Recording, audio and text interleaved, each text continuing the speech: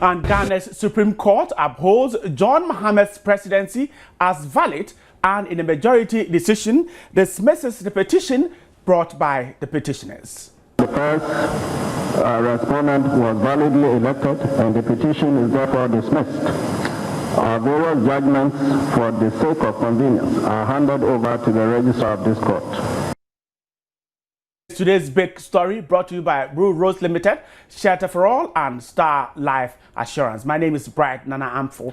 The president of the 9-member panel, Justice William Atuguba, who read the judgment, said the overall effect is that the first respondent, John Mahama, was validly elected and the petition is therefore dismissed. Meanwhile, 2012 presidential candidate of the NPP, Nana Addo Dankwa Akufo-Addo, says he disagrees with the Supreme Court's verdict on the election petition but will not ask for a review. The Supreme Court of our nation has spoken. We shall not be asking for a review of the verdict so we can all move on in the interest of our nation. I am saddened by the verdict, and I know that many of our supporters are saddened too. However, for the sake and love of our country, we must embark on a path that builds rather than destroys to deal with our disappointment. I appeal to all members and supporters of our party, the NPP, to accept the verdict of the court. Even in our disappointment, we can take pride in the way we have conducted ourselves. Even in our disappointment, we can take pride that the NPP has again led the way in deepening Ghana's democracy. To quote one of the Supreme Court judges, quote, "After this case, elections in Ghana will not be the same," unquote.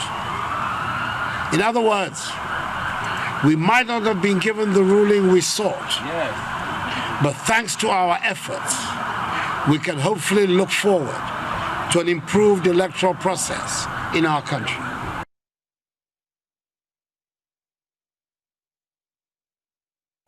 And after the verdict, the NDC's General Secretary, Asiedu Nketia Johnson, and Chairman Dr. Kwabena Adjei addressed supporters at the headquarters, and they called for peace and urged restraint in celebrations. How were you feeling when the judges had not arrived yet and you were sitting in the courtroom waiting for the judges to come and give their verdict? Oh, well, everybody was concerned, but if you believe in the strength of your case, you will not be worried.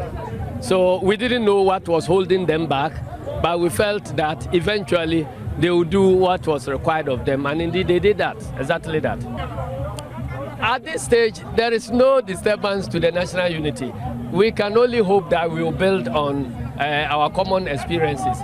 If anybody believes in democracy, then they have to accept the outcomes of the Supreme Court, because that is what we have adopted onto ourselves. Our achievements have been monumental. And one of the most monumental achievements is what happened in the court today.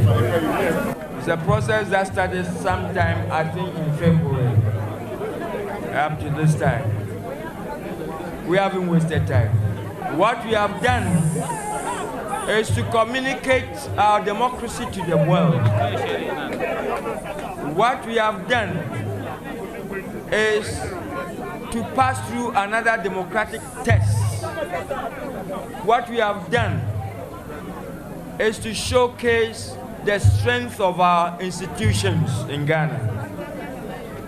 What we have done is to show that the people at the court are not just old men and women, they are thinking men and women who can deliver this kind of justice. We congratulate them. Now let me take this occasion also to congratulate our legal team. And Dr. Kwabena Adjei, chairman of the NDC there. Let me quickly go to the phone lines. DSP Cephas Arthur is the Director, Public Affairs of the Ghana Police Service. Now, DSP Arthur, grateful to have you. First of all, some few hours after the verdict, have you picked any worrying signals from across the country? Yeah, thank you, and I say good evening to your viewers and listeners. And I must say that we are so happy about the aftermath of the verdict. Let me say that we congratulate the people of Ghana for the way and manner they have comported themselves. So far, we haven't picked any negative signals from the whole of Ghana. The last time I checked, not even one nasty incident had been recorded. And so I believe that from the way things are moving, we are not going to record any negative incident. So that is the state of affairs so far. Everything is so peaceful, and the people of Ghana have demonstrated once again that they understand democracy and they are peace-loving. Aren't we celebrating too early? No, I'm just giving you the state of affairs. And if you ask me what we are going to do after this, whether we are going to relax, I would tell you that the police are not going to relax. In fact, we have activated another phase of our security arrangement. Right. And it is that phase is so crucial. That phase is the phase that is going to take care of security in the aftermath of the verdict. A phase that has elements of emotional outbursts and other things in. And so we are not relaxing at all. We are not jumping for joy yet.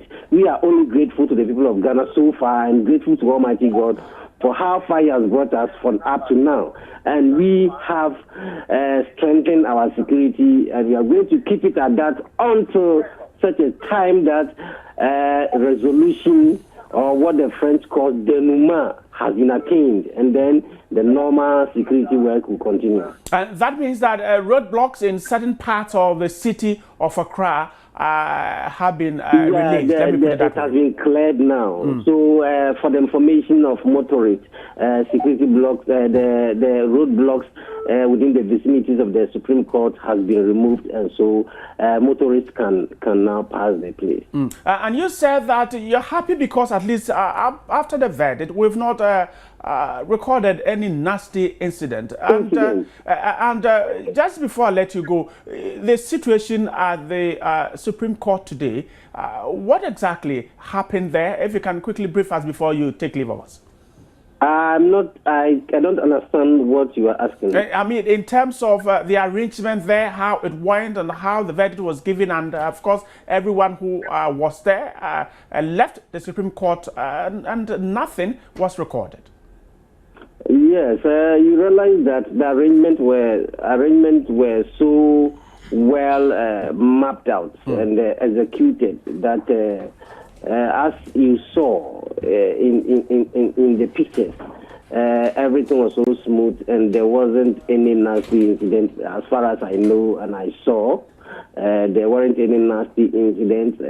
Things were so orderly arranged, and those who wanted to make a few media interviews had the opportunity of doing it. Those who didn't want to also had their way to leave the premises peacefully and orderly.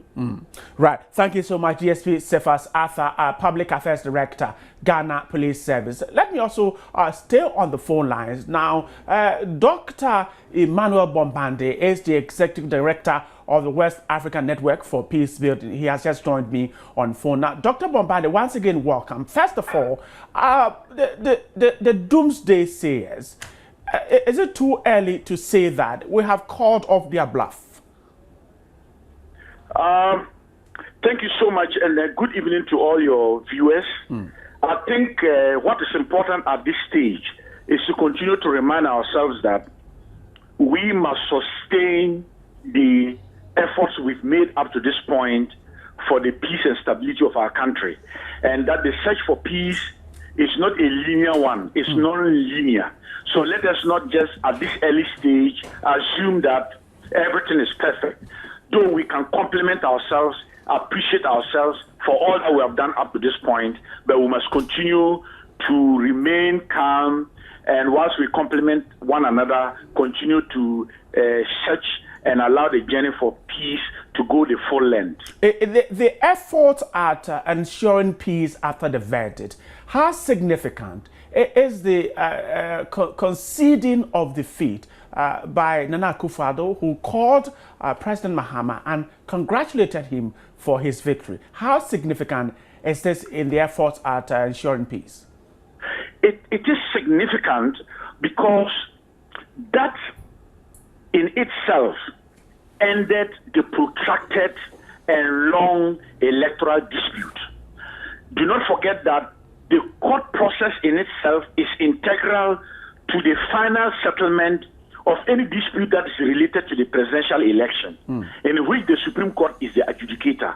So by virtue of the fact that the petition now went to the Supreme Court, we hadn't ended the electoral process.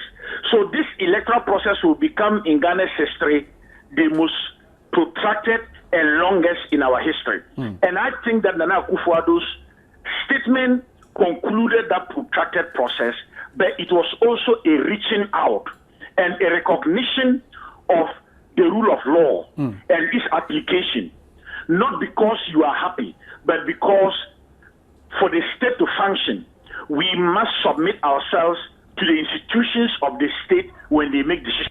And so that for me was very significant, both in terms of the electoral process, but in terms of reaching out and building the bridges, which is fundamental to sustaining our peace and stability.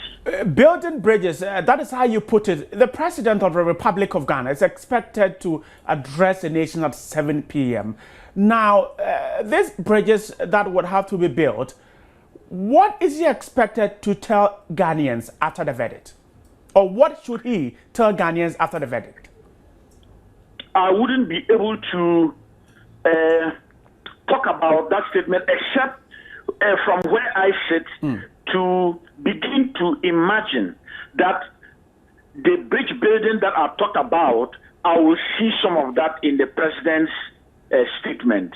And I allude to his former statements and the continuous assurances about what he himself as head of state will want to continue to do. So I will definitely see the bridge building and the reconciliatory tone.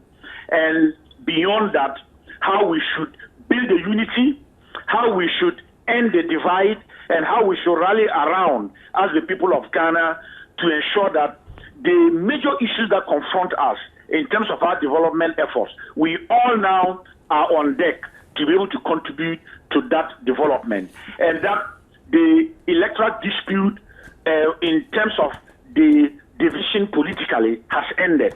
And it is now time to look at the government as the government of the people of Ghana and not the government of only one side. And for that matter, let's rally around. The elections are over. The next elections are in 2016. One last question before I let you go. Now, the two political parties went into a game. One is lost, the other won. Now, how do they put together what happened behind them and move this country's development agenda on? Well, on the face of it, it looks like the way you have described it. But in reality, it is Ghana who won.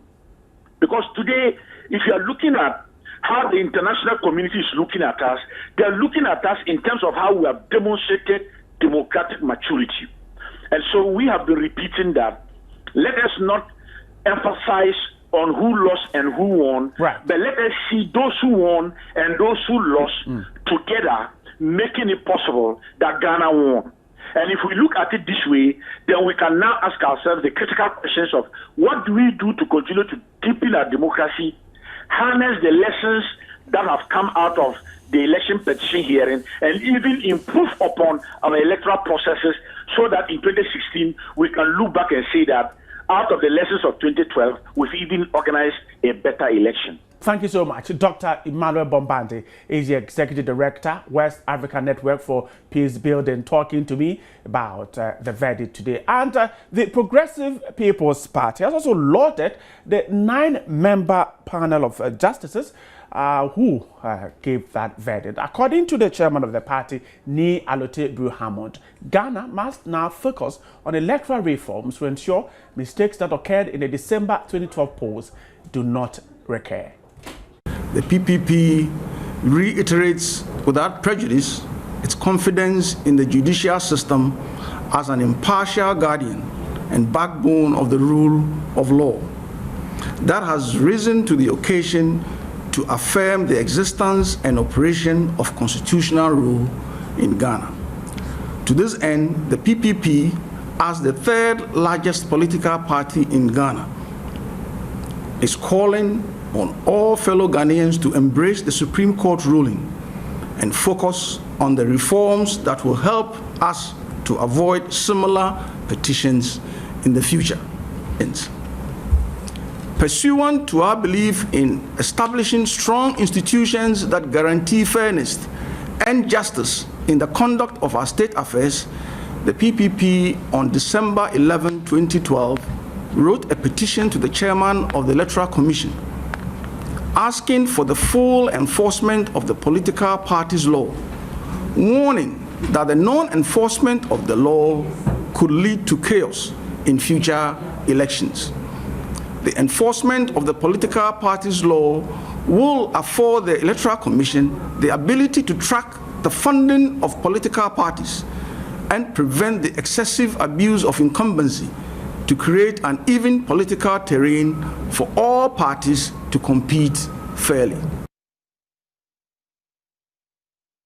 Nialetha Tebru Hammond is the chairman of the Progressive People's Party, and he is right here in the studio. Welcome to today's big story. Thank you. Now, first of all, is this a verdict that should divide a nation, a people, a society? No, of course not. And as you have witnessed, it has not divided the nation. Right. The two big political parties have accepted the ruling of the Supreme Court, and the third largest political party in Ghana, which the is Progressive the People's Party, right, have also accepted the verdict of the Supreme Court justices. We appeal to all Ghanaians to also do likewise and move forward. Moving forward, we require that we do not have a repeat of what happened in 2012. And that is what you've been talking about, electoral reforms. Yes, electoral reforms that will ensure that a lot of the spoiled ballots become a thing of the past. This transparency will occur if we go fully electronic. And we believe that Ghanaians should share in that effort to get our electoral system transformed into an electronic system. Going fully electronic really the solution? Looking at our society, are we there to go that way? We are already halfway with the introduction of the biometric exercise. Right. The voters have already going through the biometric process. The next step is to transfer that process into a push of a button that will record the vote. And we believe that it can be done if we start discussing the issues now. If you say it can be done, let's talk about it. This is a country where illiteracy is quite on the high, a country where energy is a challenge. How can this be done? Well, we have instituted the NCCE that will be able to educate. The political parties will also educate the voter. So there are numerous ways where we can educate the voter to be able to do Are we asking for too much? Well, we saw 2012, the biometric machines failing and extending the voting to 2 days. Well, hopefully we'll get better. We've learned the first time we used the biometric machines, we had problems. We'll learn from it and we will improve upon it the next time around.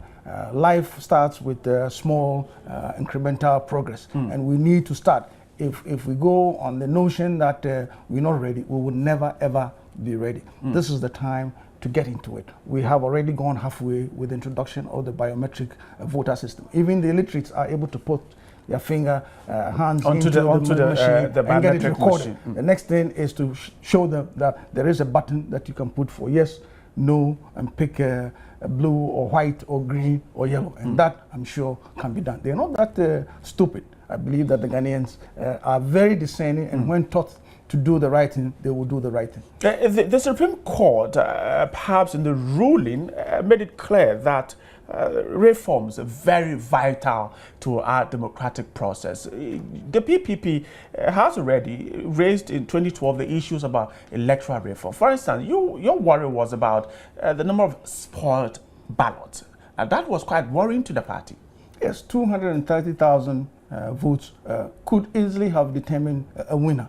What was the difference between President Mahama and Nana Akufo-Addo? Something around 400,000, which is more than 50% of the spoiled ballot. So there could be a situation where 230,000 could determine a winner. And it is now time for all of our votes to count.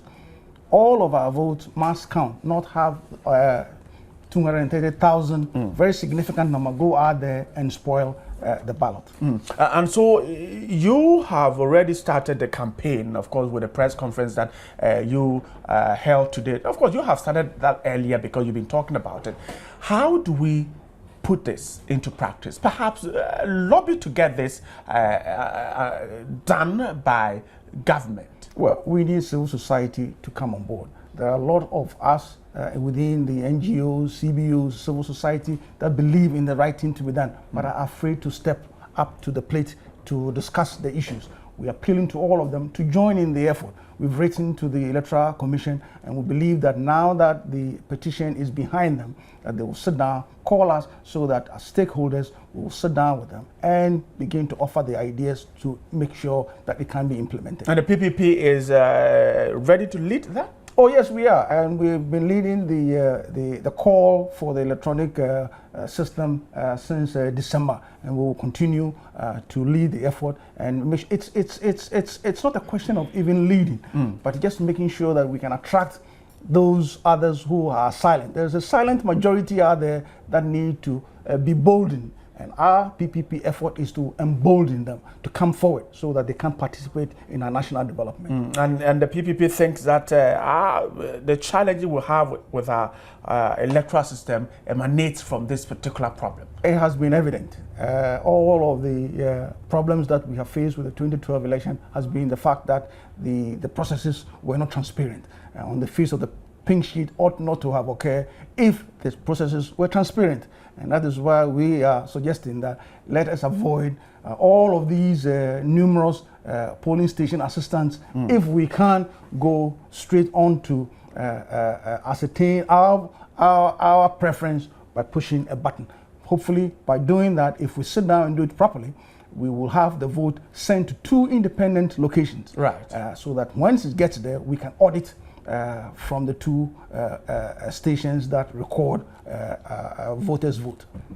And before we wrap up this interview, now the Progressive People's Party perhaps should be getting ready to for 2016 as you're pushing the agenda of electoral reform, which of course in the few days to come will dominate discussions in the public discourse.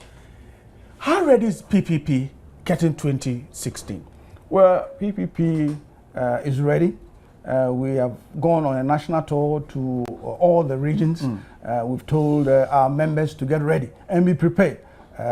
In the eventuality that there is a by-election, we've had 3 already. We are hoping that some additions will come on, and we'll be ready to contest. So we want to be ready not just for 2016, right, to be ready now for any eventuality that may offer itself for the PPP to engage in the public and discourse. Smaller parties come and within 1 or 2 years after elections, they fizzle out. This is certainly not the PPP. I'm sure you can assure me. Well, the voters saw something in us to be able to endorse a new party originating in December, to be able to endorse that party to be the 3rd largest alternative to the MPP NDC shows that we are here to stay. And we believe that we will not disappoint those that entrusted their faith in us, and hope that we can build upon that figure and be able to become the ruling government in 2016. Right, your final words, and after the verdict, the need to manage the perhaps disappointment. How would this PPP, as a political party, for instance, what advice would you give to perhaps the whole of Ghana? Because the idea is that Ghana is the winner and not that one has lost and one has won. Managing disappointment and failures, what would be the PPP's advice? Well, our advice is for those that have won not to jubilate to the extent of causing the wrath of the losers.